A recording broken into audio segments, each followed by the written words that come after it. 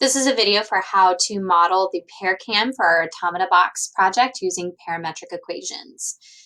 All right, so in Onshape, I have gone ahead and created a new Part Studio file, uploaded a picture on the front plane.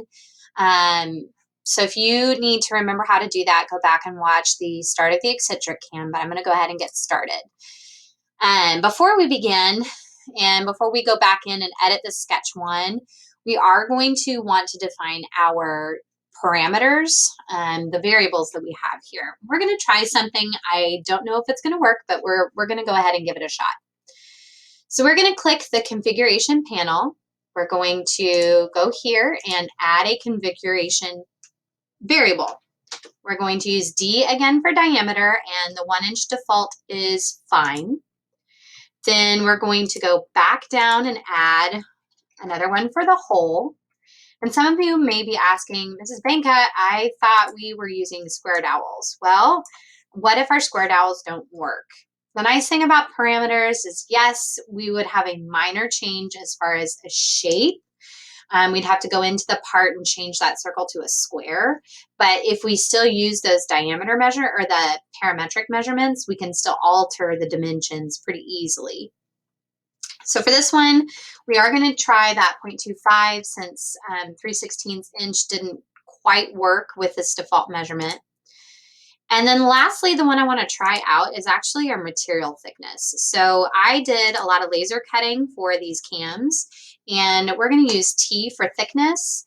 And we have 3/16 inch material per our dimension plans here, but most of the material that I have is 1/4 inch balsa wood or 1/4 inch pine wood. So we're going to go ahead and add a thickness and see if we can change our extrusion depth based on that.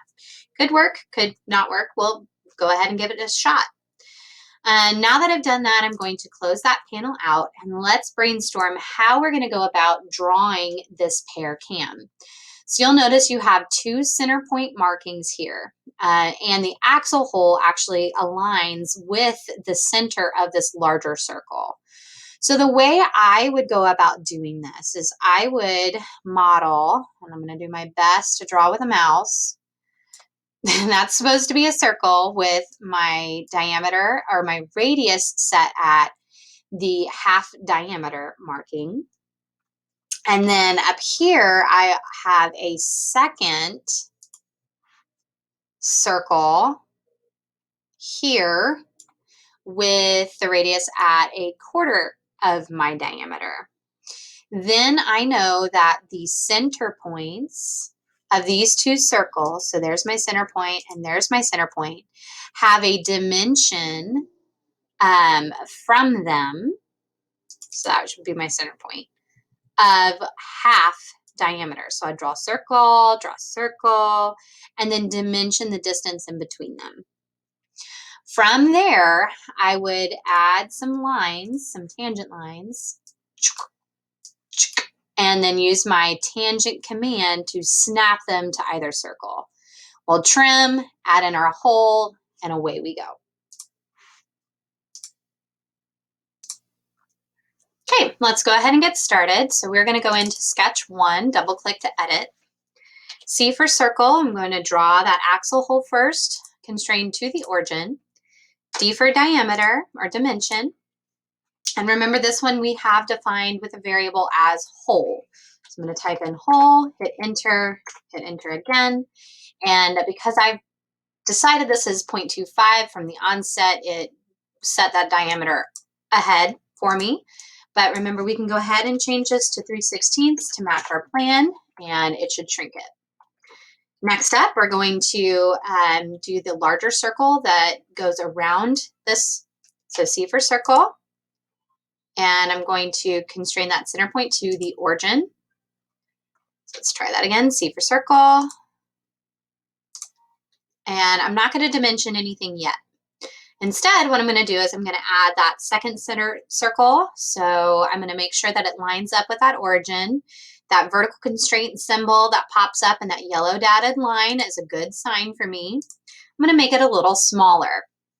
Now I'm going to add in the lines on either side. So L for line, and I'm going to kind of draw it really close, but make sure that it doesn't touch on both of those locations. And then I'm going to use my tangent constraint to snap them together. So line to circle, line to circle, line to circle, and line to circle. And then now I have this kind of funky looking thing, and I'm going to trim what I don't need. So I'm going to trim that piece there, going to trim the inside pieces so that I no longer have circles, I actually just have arcs. And then the extra line parts here. So this allows me to add in some dimensions a little bit better. So D for dimension, I'm going to dimension the distance between those two centers.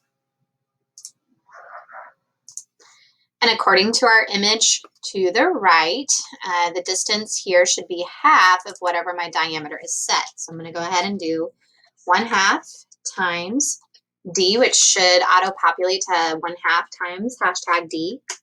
Hit enter, and I know half of a whole is 1, so this is good. Then I also have the radial dimensions that I need to add. If I click the bottom half of that arc, you'll notice that it does give me a radius measurement because I'm no longer in a complete arc. So the dimension here, or I'm no longer a complete circle, pardon.